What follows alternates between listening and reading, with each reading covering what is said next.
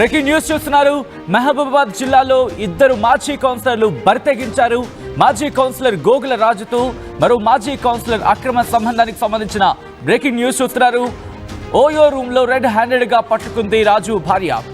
ఆగ్రహంతో రాజు మహిళపై దాడికి దిగింది. రాజు భార్య అనురాధ గత కొంతకాలంగా ఇద్దరి మధ్య అక్రమ సంబంధం కొనసాగినట్టుగా ప్రస్తుతం అక్కడ చర్చ జరుగుతోంది. పోలీసులు పెద్దలు నచ్చచెప్పినా వినలేదు రాజు ఆ సదరు మహిళ. భరోసా సెంటర్లో కౌన్సిలింగ్ ఇచ్చిన ఈ మాజీ కౌన్సిలర్లు మారలేదు. విజువల్స్ మీరు చూస్తున్నారు. మాజీ కౌన్సిలర్ రాజుకి సంబంధించిన విజువల్ మీరు చూడడం జరుగుతోంది.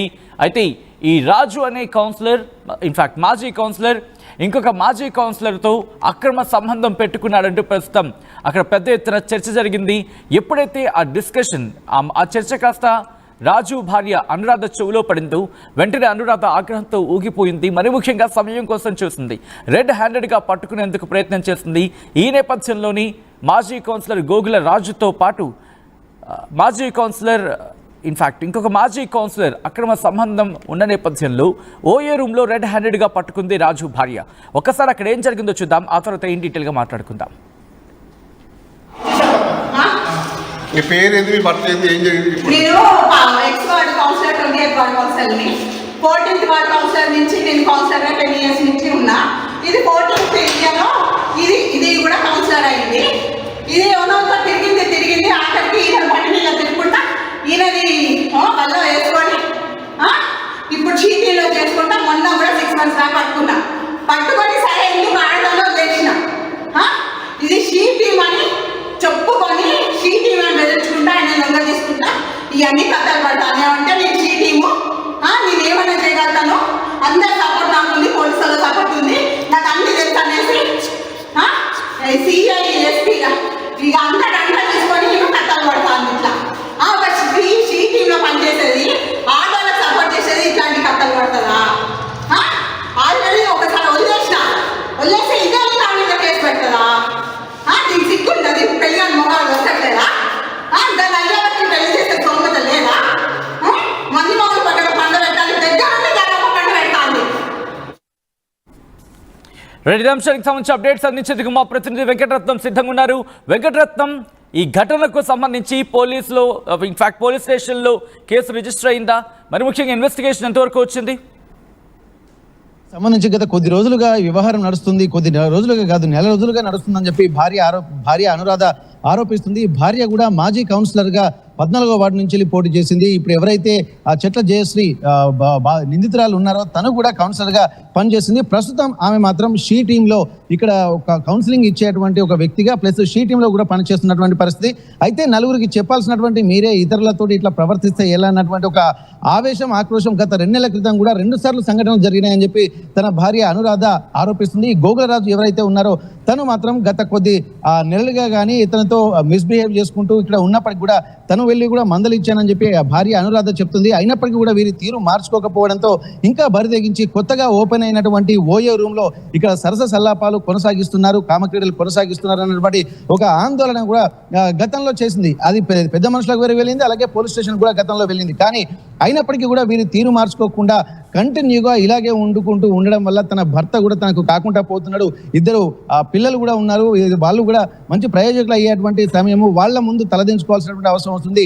ఇట్లాంటి చిల్లర వేషాలు వేయొద్దని చెప్పి గతంలో కూడా భార్య అనురాధ భర్త గోగుల రాజుకు చెప్పింది. కానీ అయినప్పటికీ కూడా వీరి వ్యవహారంలో ఏమాత్రం మార్పు రాకపోగా ఇంకా బరితెగించారన్నటువంటి విషయం తెలుసుకున్నటువంటి అనురాధ ఒక పక్క ప్రణాళికతో వీళ్ళు ఎక్కడికి వెళ్తున్నారని చెప్పి రెక్కి నిర్వహించిన తర్వాత వాళ్ళ కుటుంబ సభ్యుల సహాయంతో వీళ్ళు వెళ్తున్నటువంటి ఓయో రూమ్ కి వాళ్ళ టైమింగ్ అన్ని తెలుసుకొని అక్కడ బయటికి వెళ్ళి వీళ్ళని ఇద్దరిని మహబూబాబాద్ పట్టణంలో ఉన్నటువంటి గోగుల స్ట్రీట్ లో ఇక్కడ రెడ్ హ్యాండెడ్ గా పట్టుకొని బంధువులతో వెళ్ళిన తర్వాత చితకబాదినటువంటి పరిస్థితి. భర్తను కూడా విచక్షణ రహితంగా చితకబాదతో పాటు బంధువుల సహాయంతో లోపల దాక్కుని ఉన్నటువంటి ఎవరైతే చెట్ల జయశ్రీ మాజీ కౌన్సిలర్ అలాగే ప్రస్తుతం షీ టీంలో పనిచేస్తున్నటువంటి చెట్ల జయశ్రీని కూడా బయటికి లాక్కొచ్చి విపరీతంగా బీభత్సంగా కొట్టినటువంటి పరిస్థితి బంధువులు. అయితే వీటన్ని దృష్టిలో పెట్టుకుని వెంటనే 100కి కాల్ చేయగా వచ్చినటువంటి పోలీసులు కూడా ఇక్కడ విషయాలు తెలుసుకున్నారు.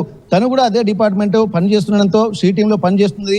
అలాగే పోలీసులు కూడా నాకు తెలుసు, నన్ను ఎవరేం చేయలేరు, నేను ఏమైనా చేయగలుగుతాను కాబట్టి నన్ను అడిగేవారే లేరన్నటువంటి ఆలోచనలు అలాగే సమాధానాలు కూడా గతంలో అనురాధ కూడా చెప్పినట్టుగా తెలుస్తుంది. కానీ ఇప్పుడున్నటువంటి పరిస్థితుల్లో కూడా నలుగురికి కౌన్సిలింగ్ ఇచ్చి ఎట్లాంటి భార్యాభర్తలు విడిపోయే టైంలో కానీ లేకుంటే ఆకతాయిల వేధింపులు తట్టుకోలేని అమ్మాయిలు వాళ్ళను రక్షించడానికి కూడా షీ టీంలో పనిచేస్తున్నటువంటి తనే ఇట్లాంటి ఎవరైతే ఆకతాయిలు వెంటబడతారో వాళ్ళని పట్టుకొని వాళ్ళతో కూడా అక్రమంగా కూడా కొంత వాళ్ళని బెదిరించి కూడా లొంగ తీసుకుంటుందన్నట్టు కూడా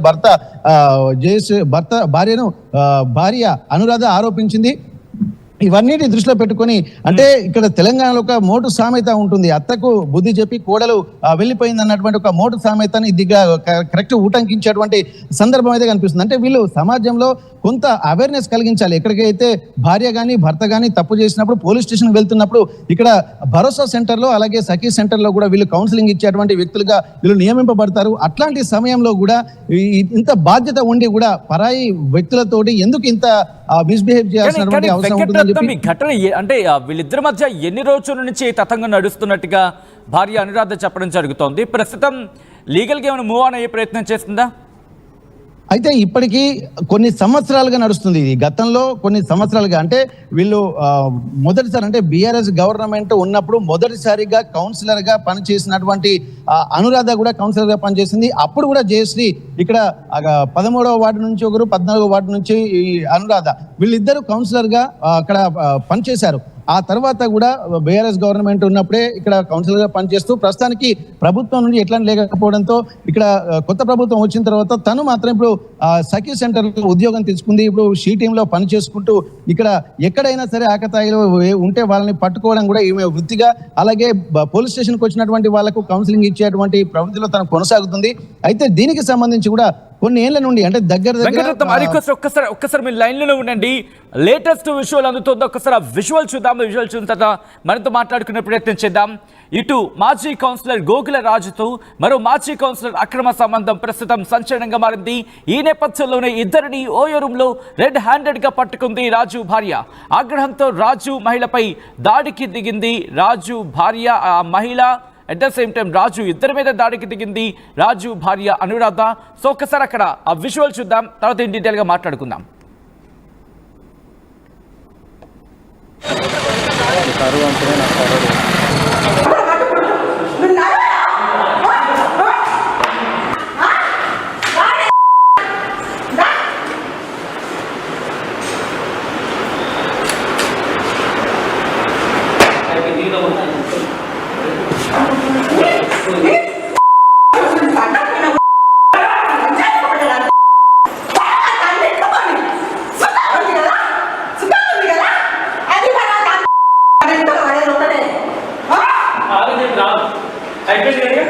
భయ మీడియా ద్వారా చెప్తాను నేను, నీకు సంబంధం లేదు భయ.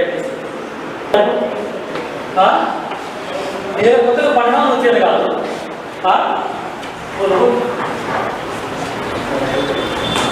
మీ దగ్గర కొత్తగా పట్టలేదు.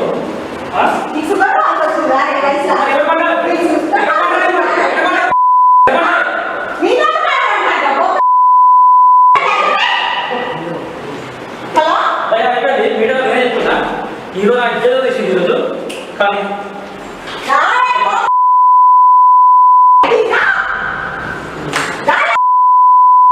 వేసుకుంటారు గిరా భయ వేస్తే గిరా గిరా వేస్తే ఎవరు ఏమైతే